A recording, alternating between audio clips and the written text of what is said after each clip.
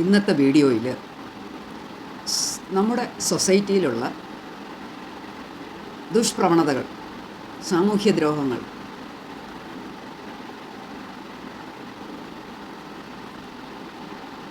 അതുപോലെ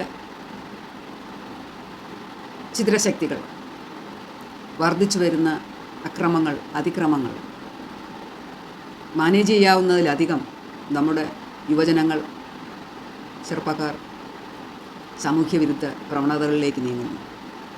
ഇത് എന്തുകൊണ്ട് വരുന്നു, എങ്ങനെ പരിഹരിക്കാം എന്നതിനെപ്പറ്റി എൻ്റെ അഭിപ്രായങ്ങളാണ് ഞാനിവിടെ രേഖപ്പെടുത്തുന്നത്.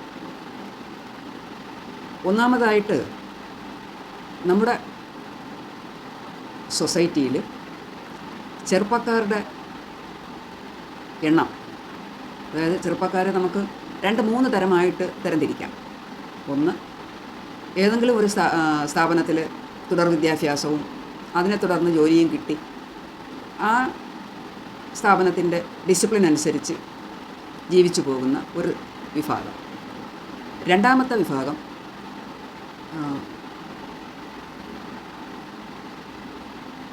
ലേബേഴ്സാണ്. അതായത് നിത്യേനയുള്ള വരുമാന മാർഗം തേടി,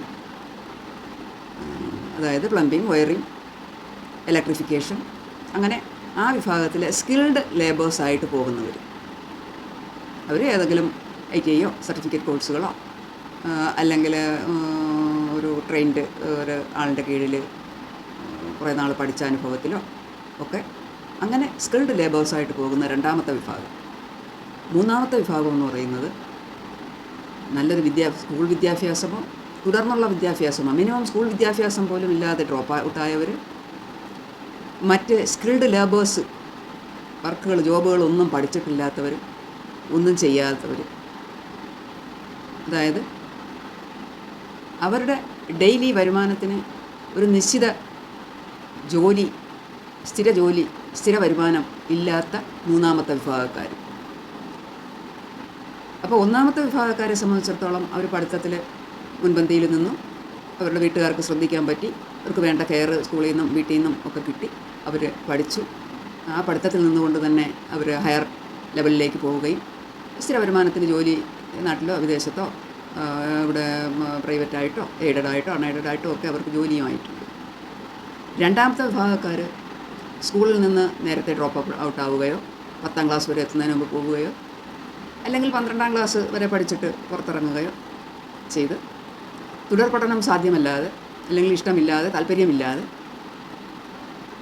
അവർ ചെറിയ കോഴ്സുകൾ, ഏതെങ്കിലും ITIയോ സർട്ടിഫിക്കറ്റ് കോഴ്സുകളോ, പ്ലംബിംഗ്, വയറിംഗ്, ഇലക്ട്രിഫിക്കേഷൻ, അതുപോലെയൊക്കെയുള്ള സ്കിൽഡ് ലേബേഴ്സ് വശമാക്കി മുന്നേറി പോകുന്നവർ ഞാൻ നേരത്തെ പറഞ്ഞു, അവരും സ്കൂളിൽ നിന്ന് ഡ്രോപ്പ് ഔട്ടാണ്. മൂന്നാമത്തെ വിഭാഗവും സ്കൂളിൽ നിന്ന് നേരത്തെ ഡ്രോപ്പ് ഔട്ടാണ്. അവർ 10 ക്ലാസ് പോലും എത്തുന്നതിന് മുമ്പ് സ്കൂളിൽ നിന്ന് പല കാരണങ്ങളും ഡ്രോപ്പ് ഔട്ടായിപ്പോയി. അപ്പോൾ ഇവിടെ ഒന്നാമത്തെ കാറ്റഗറിയെ പിന്നെ സ്കൂളോ കോളേജോ സൊസൈറ്റിയോ ഒന്നും നോക്കേണ്ടതില്ല, അവരുടെ കാര്യം ഭദ്രമായി. രണ്ടാമത്തെ കാറ്റഗറി, അവർക്ക് സ്ഥിര വരുമാനമായി എന്നും ജോലിയൊന്നല്ലെങ്കിൽ മറ്റൊന്നുണ്ട്, അവരുടെ ജീവിതവും കരുപിടിപ്പിക്കാൻ അവർ റെഡിയായി, അവരുടെ ജീവിതവും ഭദ്രമായി. മൂന്നാമത്തെ വിഭാഗക്കാർ, അതായത് നേരത്തെ സ്കൂളിൽ നിന്ന് ഡ്രോപ്പ് ഔട്ടായി, പഠിത്തം ശരിയാവണ്ണമായില്ല, ഏതെങ്കിലും ഒരു തൊഴിൽ പഠിച്ചെടുത്തില്ല, ടെക്നിക്കലോ നോൺ ടെക്നിക്കലോ ഡെയിലി ഒരു വരുമാനം കിട്ടാൻ പാകത്തിനുള്ള ഒരു സ്കിൽഡ് ലേബറായില്ല, അതുകൊണ്ട് തന്നെ തൊഴിലിന് അലഞ്ഞു നടക്കണം. അങ്ങനെ അലഞ്ഞു നടക്കുമ്പോൾ അവരുടെ കൺമുൻപിൽ അവർക്ക് കയ്യെത്താവുന്നിടത്ത് അവർക്ക് പെട്ടെന്ന് ക്യാഷ് കിട്ടാൻ എന്ത് മാർഗം? അത് പെട്ടെന്ന് കിട്ടുന്ന ഏതെങ്കിലും ഒരു സോഴ്സിലേക്ക് അവർ ചെന്നുവിടുകയും ഒരു പക്ഷേ അതൊരു സാമൂഹ്യ വിരുദ്ധമോ ഒരു ചിദ്രശക്തിയോ അതുപോലെ ഒരു ലഹരി പോലെയുള്ള കാര്യങ്ങളിലോ ചുരുക്കം ചിലരൊഴികെ, അല്ലെങ്കിൽ ചുരുക്കം ചിലരെങ്കിലും അതിൽ ചെന്ന് പെട്ടുപോകുന്നു. അങ്ങനെ എങ്ങുമെങ്ങും എത്താതെ അവർ സ്വയം നശിക്കുകയും സൊസൈറ്റിക്കും അതൊരു ദോഷമായിട്ടും ഭവിക്കുന്നു എന്നാണ് ഈ അടുത്ത കാലങ്ങളിലായിട്ടുള്ള അനുഭവം. ഇപ്പോൾ ഡ്രോപ്പ് ഔട്ട് ആയെന്ന് പറഞ്ഞ് എല്ലാവരും അവിടെ പോകുന്നു എന്നുള്ളതല്ല, കുറച്ച് പേര്, ആരൊക്കെയോ കുറച്ച് പേരെങ്കിലും, അത് എല്ലാ വിഭാഗത്തിൽ നിന്നുമുണ്ട്. ഈ 3 വിഭാഗത്തിൽപ്പെട്ടതിൽ നിന്നും ചെറിയൊരു മൈനോറിറ്റി ഇങ്ങനെ പോകുന്നുണ്ട്. എന്നാലും അത് ഏറ്റവും കൂടുതൽ വരുന്നത് സ്ഥിരം ജോലിയില്ലാത്ത, സ്ഥിരം വരുമാനമില്ലാത്ത ഒരു കാറ്റഗറിയിൽ നിന്നാണ് ഇത് കൂടുതൽ വരുന്നതായിട്ടാണ് എനിക്ക് മനസ്സിലായിട്ടുള്ളത്. എൻ്റെ അനുഭവങ്ങൾ അങ്ങനെയാണ്. ഇനി നമുക്ക് പ്രധാനമായിട്ട് അറിയേണ്ടത് ഇത് എങ്ങനെ നമുക്ക് ഒഴിവാക്കാം. അതിന് ആദ്യം വേണ്ടത് സ്കൂളിൽ നിന്ന് ഡ്രോപ്പ് ഔട്ട് കണ്ടുപിടിക്കുക എന്നുള്ളതാണ്. അതിന് സ്കൂൾ അധ്യാപകർ തന്നെ മുൻകൈ എടുത്തേ പറ്റൂ. കാരണം വീട്ടിലെ സാഹചര്യം എല്ലാവരും സമ്പന്നരായിക്കൊള്ളണമെന്നില്ല. അച്ഛനും അമ്മയും ഡെയിലി ജോലിക്ക് പോകും, രാവിലെ പോകും, വൈകിട്ട് തിരിച്ചെത്തും. അപ്പോൾ കുട്ടികളെ ശ്രദ്ധിക്കാൻ പറ്റില്ല.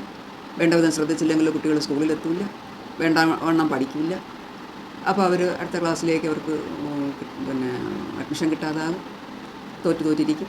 അപ്പോൾ അവർ പിന്നെ സ്കൂളിൽ വരാതാകും, ഡ്രോപ്പ് ഔട്ട്. അല്ലാതെയും പല കാരണങ്ങൾ കൊണ്ട് അവർക്ക് പുറമേയുള്ള അട്രാക്ഷൻസിൽ അവർ ചെന്നുപെടുകയും സ്കൂളിൽ നിന്ന് പതിയെ പിൻവലിയുകയും ചെയ്യും.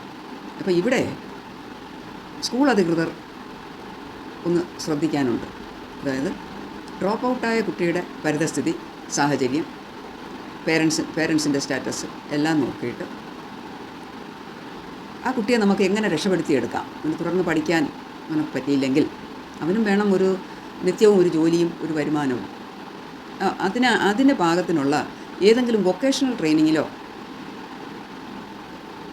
വൊക്കേഷണൽ കോഴ്സുകളോ അവർ ഏത് ലെവൽ വരെ പഠിച്ചു എന്ന് നോക്കിയിട്ട് അതിന് തുടർന്ന് അല്ലെങ്കിൽ ഏതെങ്കിലും ഒരു സർട്ടിഫിക്കറ്റോ എന്തെങ്കിലും ഒരു തൊഴിൽ അവരെ കൃത്യമായിട്ട് പഠിപ്പിച്ച് വിടാനുള്ള ഒരു പരിശ്രമം സ്കൂൾ അധികൃതരുടെ, അതായത് സ്കൂളിൽ നിന്ന് കുട്ടി പുറത്തിറങ്ങുമ്പോൾ പഠിക്കാൻ താല്പര്യമില്ലാത്ത ഡ്രോപ്പ് ഔട്ട് ആവുന്ന കുട്ടിക്ക് ഒരു തൊഴിൽ ചെയ്യാൻ അവൻ പര്യാപ്തനാക്കി. ഇപ്പോൾ അവൻ സ്കൂളിൽ വരാതാകുമ്പോൾ അവനെ കണ്ടുപിടിച്ച് അവനെ കൃത്യമായിട്ട് അവനൊരു ജോലിയിലേക്ക് അവനെ തയ്യാറാക്കി വിടണം. ഒരു 8ാം ക്ലാസ് 8ാം ക്ലാസ് വരെയൊക്കെ വരും. 8-10 ക്ലാസ്സൊക്കെ ആകുമ്പോഴത്തേക്ക് ബാലവേലയുടെ നിർവചനത്തിന് പുറത്ത് നിന്നുകൊണ്ട് അവന് ചെറിയ വരുമാനത്തിനുള്ള എന്തെങ്കിലും ഒരു കോഴ്സ്, എന്തെങ്കിലും ഒരു ടെക്നിക്കൽ എഡ്യൂക്കേഷൻ, എന്തെങ്കിലും ഒരു വരുമാന മാർഗം കിട്ടാനുള്ള ഒരു കൊച്ചു തൊഴിൽ അവനെ പഠിപ്പിച്ച് അവനെ ഒരു ഉത്തരവാദിത്തമുള്ള ഒരു പൗരനാക്കി പുറത്തു വിടണം. അത് പഞ്ചായത്ത് വഴിയോ അല്ലെങ്കിൽ സാമൂഹ്യ ക്ഷേമ വകുപ്പ് വഴിയോ അല്ലെങ്കിൽ ലേബർ ഡിപ്പാർട്ട്മെൻറ്റ് വഴിയോ അല്ലെങ്കിൽ പോലീസ് ഡിപ്പാർട്ട്മെൻറ്റ് വഴിയോ ഇങ്ങനത്തെ വിങ്ങുകൾ കാണും. ഈ കുട്ടികളുടെ ക്ഷേമപ്രവർത്തനങ്ങൾ നോക്കുന്ന ഡിപ്പാർട്ട്മെൻറ്റ് വഴി, ഗവൺമെൻറ്റിൻ്റെ നയരൂപീകരണം വഴി ഇതുപോലുള്ള കുട്ടികളെ അവർ അലഞ്ഞു തിരിഞ്ഞ് ജോലി തേടി രായും പകലും സൊസൈറ്റിയിൽ അലഞ്ഞു നടക്കാതെ അവരുടെ ജീവിതം കരുപിടിപ്പിക്കാൻ ആവശ്യമായ ഒരു തൊഴിലിലേക്ക് അവരെ കൊണ്ടെത്തിച്ചു കൊടുക്കുന്ന ഒരു ഉദ്യമം സ്കൂളിൽ നിന്ന് തുടങ്ങി ഒരു കൺസേൺഡ് ഡിപ്പാർട്ട്മെൻറ്റിൻ്റെ കീഴിൽ അത് മോണിറ്റർ ചെയ്യണം. അതിന് പേരൻസും നമ്മുടെ കൗൺസിലർമാരോ വാർഡ് മെമ്പർമാരോ പഞ്ചായത്തിൻ്റെ അധികൃതരോ ഒക്കെ ഗവൺമെൻറ് ഒരു നിയമം മൂലം ചുമതലപ്പെടുത്തി ഈ ഡ്രോപ്പ് ഔട്ടായിട്ട് വരുന്ന നമ്മുടെ ഈ ചെറുപ്പക്കാരെ ഒരു 30 വയസ്സ് വരെയെങ്കിലും അവരെ ഒരു രേഖകളോ ഒരു ഡിസിപ്ലിനോ ഇല്ലാതെ അത് തുറന്നു വിടാതെ നമ്മുടെ ചെറുപ്പക്കാരിൽ, അതായത് കുറേ പേര് അവർ ഏത് ഡിപ്പാർട്ട്മെൻറ്റിൽ വർക്ക് ചെയ്യുന്നോ അല്ലെങ്കിൽ അവിടുത്തെ ഒരു ഡിസിപ്ലിനിൽ അവരങ്ങ് പൊയ്ക്കോളും. ഈ ഡിസിപ്ലിനിലൊന്നും പെടാതെ പോകുന്നവർ ഈ സ്വയം തൊഴിൽ തേടി ഇങ്ങനെ പോകുന്ന കൂട്ടരാണ്. അപ്പോൾ അവരെ ഇങ്ങനെ വെറുതെ അങ്ങ് വിടാതെ അവർക്കൊരു ലേബൽ, അവർക്കൊരു ഡിസിപ്ലിൻ വരുത്തുന്നതിന് ഒരു 30 വയസ്സിൽ താഴെയുള്ളവരെ എല്ലാവരെയും ഐഡൻറ്റിഫൈ ചെയ്ത് അവരെന്ത് തൊഴിലെടുക്കുന്നു, ആ തൊഴിലിൽ അവർക്കൊരു നിശ്ചിത വരുമാനമുണ്ട്, ആ വരുമാനത്തിൽ അവർക്ക് ജീവിക്കാൻ പറ്റുന്നുണ്ടോ, അവരെന്തൊക്കെ പ്രവൃത്തികളിൽ ഏർപ്പെടുന്നു, ഇതെല്ലാം ഒന്ന് റെക്കോർഡ് ചെയ്ത് വെച്ചിട്ട് അവരുടെ ക്ഷേമത്തിനായി, അവരുടെ നന്മയ്ക്കായി, അവരുടെ ഫ്യൂച്ചറിനായാണ് ഇത് എന്നുള്ള ബോധ്യം അവർക്കും വരുത്തി അവരുടെ ഡെയിലി ശമ്പളത്തിൽ നിന്ന് ഒരു PF അതുപോലെ ഒരു ഇൻഷുറൻസും ഒരു കരുതലായി വെച്ച് ആവശ്യം വരുമ്പോൾ അവർക്കും ലോണോ അല്ലെങ്കിൽ അഡ്വാൻസ് എടുക്കാനോ ഉള്ള സംവിധാനത്തോടു കൂടി ഈ ചെറുപ്പക്കാരെ കൂടി നമ്മൾ നോക്കിയാൽ അവർക്കും ഒരു സ്ഥിര വരുമാനമാകും. എന്തെങ്കിലും ആപത്തോ അസുഖമോ വന്നു പോയാൽ ചികിത്സിക്കാനുള്ള പൈസയാകും. അവരുടെ ജീവിതവും ഭദ്രമാകും, സേഫാകും.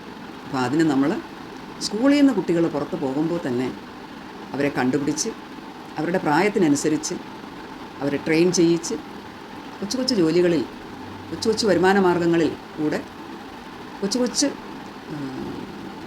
തൊഴിലധിഷ്ഠിത കോഴ്സുകളിലൂടെ അവരെ മുൻപോട്ട് കൊണ്ടുവന്ന് ഏതെങ്കിലും ഒരു ഡിപ്പാർട്ട്മെൻറ്റിൻ്റെ കീഴിൽ അവരെ നിരീക്ഷിച്ച് അവർക്ക് വേണ്ട ഫണ്ട് അവരിൽ നിന്ന് തന്നെ കണ്ടെത്തി അതിൽ നിന്ന് മിച്ചം സമ്പാദിക്കുന്ന ശീലം വളർത്തി കൊണ്ടുവരാൻ ഗവൺമെൻറ് ഒരു നയരൂപീകരണത്തിലൂടെ ഏതെങ്കിലും ഒന്നിലധികമോ ഡിപ്പാർട്ട്മെൻറ്റുകളെ ചുമതലപ്പെടുത്തി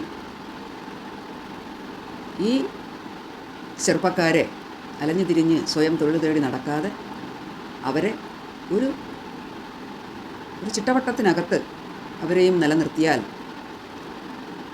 ഒരു പക്ഷേ നമ്മുടെ സൊസൈറ്റിയിൽ ഇന്ന് കാണുന്ന ഈ പ്രശ്നങ്ങൾക്കൊരു പരിധി വരെ പരിഹാരം കണ്ടെത്താൻ കഴിയുമെന്നാണ് എനിക്ക് പറയാനുള്ളത്.